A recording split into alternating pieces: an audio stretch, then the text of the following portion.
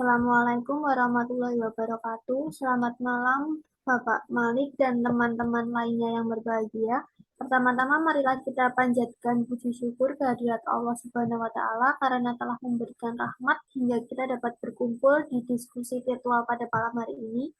Perkenalkan, nama saya Anissa Nurulsani Nur Insani dengan NIM 057 yang akan bertugas sebagai moderator dalam diskusi materi berusaha mengerti terlebih dahulu baru dimengerti. Adapun anggota kelompok saya adalah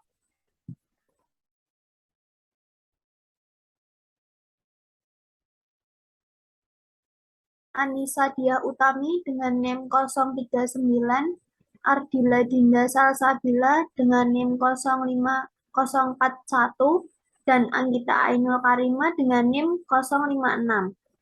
Baik teman-teman, langsung saja kita mulai ke sesi yang pertama adalah pembukaan. Sebelum itu, marilah kita mengucapkan basmalah bersama-sama terlebih dahulu.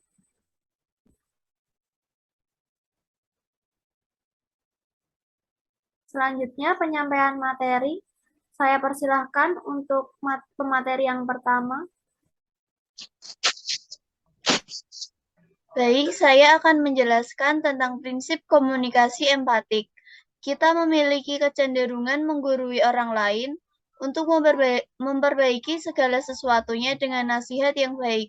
Tetapi kita seringkali gagal meluangkan waktu untuk menganalisis atau mendiagnosa, untuk benar-benar mengerti secara mendalam masalahnya terlebih dahulu. Jadi, satu prinsip paling penting dalam hubungan antar pribadi adalah berusaha mengerti terlebih dahulu, baru mengerti. Dengan salah satu contohnya, ayolah sayang, ceritakan kepada ibu perasaanmu. Ibu tahu hal ini sulit, tapi ibu akan mengerti. Oh, entahlah, Bu. Ibu mungkin pikir ini bodoh. Tentu tidak. Kamu boleh mengatakannya, sayang. Tak seorang pun mempedulikan kamu sebesar ibu memperhatikanmu. Ibu cuma peduli pada kebahagiaanmu. Apa yang membuatmu begitu sedih? Oh, entahlah. Ayolah, sayang. Ada apa? Terus terang, aku benar-benar tidak mau sekolah lagi. Apa? Anda berespon tidak percaya.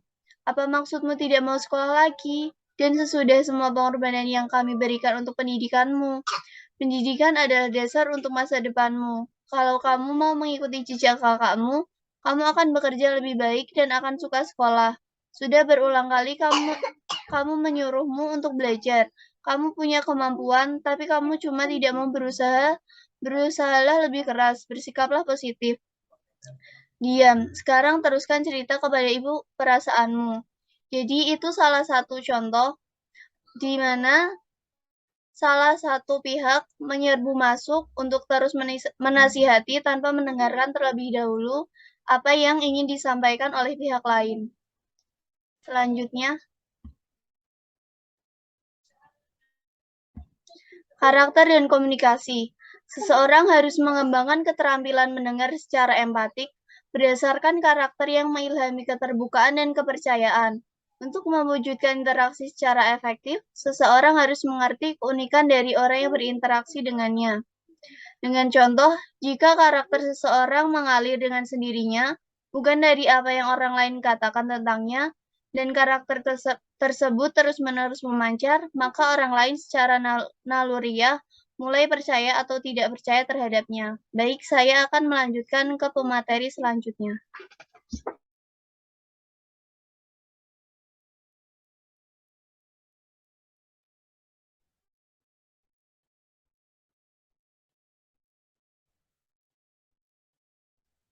Yang ketiga ada mendengarkan empatik.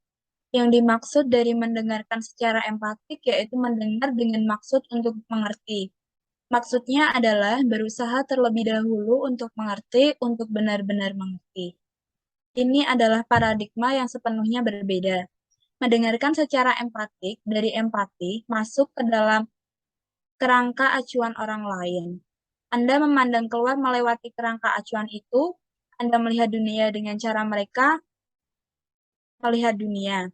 Anda mengerti paradigma mereka, Anda mengerti bagaimana perasaan mereka. Empati bukanlah simpati. Simpati adalah bentuk persetujuan, bentuk penilaian. Dan terkadang emosi dan respon lebih tepat. Tetapi orang seringkali memakan simpati. itu membuat mereka bergantung. Inti dari mendengarkan secara empatik bukan berarti Anda setuju dengan seseorang.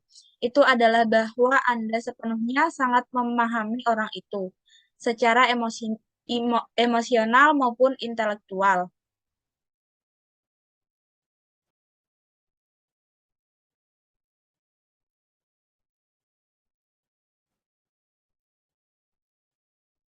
Selanjutnya, buatlah diagnosis sebelum membuat resep.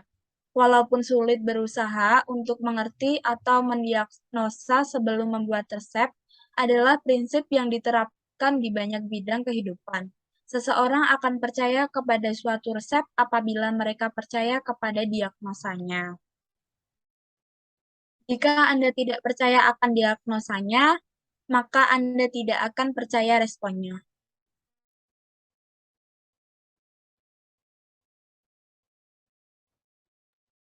Oke, untuk materi selanjutnya adalah 4 respon autobiografis.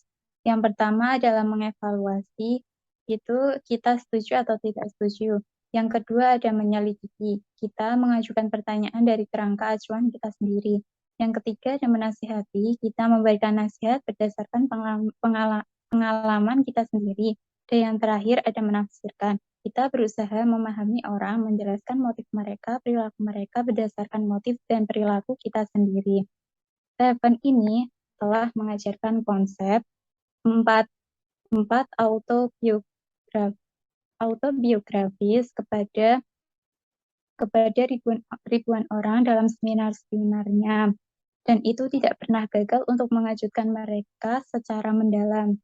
Saat Seven memainkan peran dalam situasi mendengarkan yang empatik, dan mereka akhirnya mulai mendengarkan tanggapan khas mereka sendiri. Tetapi, ketika mereka mulai melihat bagaimana mereka biasanya merespon dan belajar bagaimana mendengarkan dengan empati, mereka dapat melihat hasil yang dramatis dalam komunikasi. Bagi banyak orang, berusahalah terlebih dahulu untuk memahami menjadi yang paling menarik, yang paling dapat diterapkan segera dari semua 7 kebiasaan. Untuk materi selanjutnya, ada pengertian dan persepsi. Persepsi ialah penglihatan. Bagaimana seorang melihat sesuatu atau mengartikan sesuatu. Bagaimana persepsi kita terhadap orang lain dapat mempengaruhi sikap kita terhadapnya. Langkah persepsi ini merupakan langkah pertama dalam proses mengerti terlebih dahulu. Adapun contohnya, ketika ia sudah berusaha mengerti perspektif mereka secara tuntas, ia akan melanjutkan untuk menjelaskan beberapa kekhawatiran dari perspektifnya. Dan mereka mendengarkan. Mereka siap untuk mendengarkan. Mereka siap berjuang untuk mendapatkan udara, apa yang semula merupakan suasana yang sangat formal dan kepercayaan rendah, dan hampir bermusuhan berubah menjadi lingkungan yang subur untuk sinergi.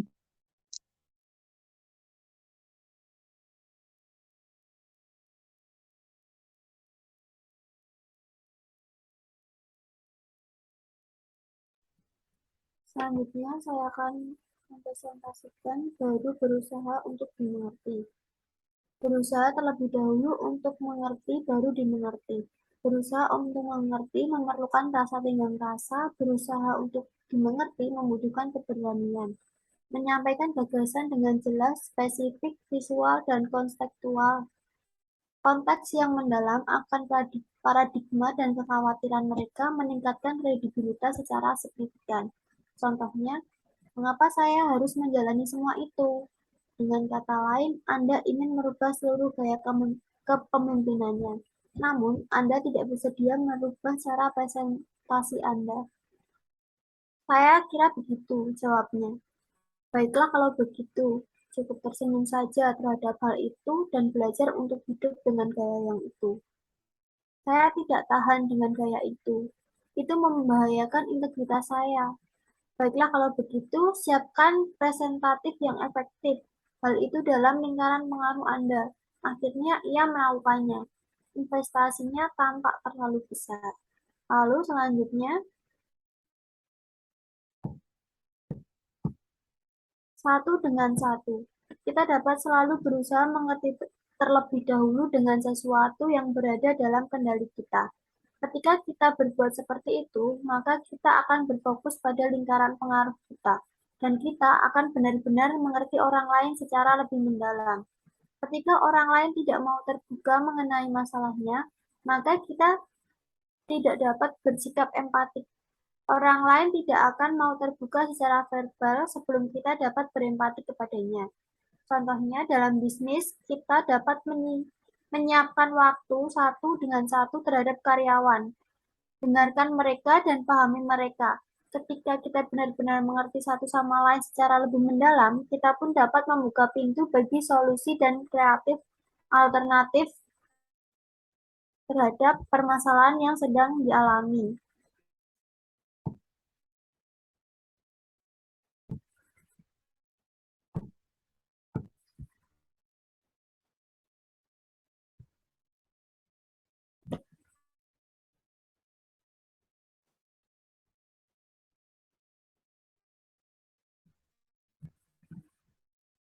Jadi teman-teman sekalian, di sini saya akan membacakan kesimpulan dari diskusi virtual pada malam hari ini.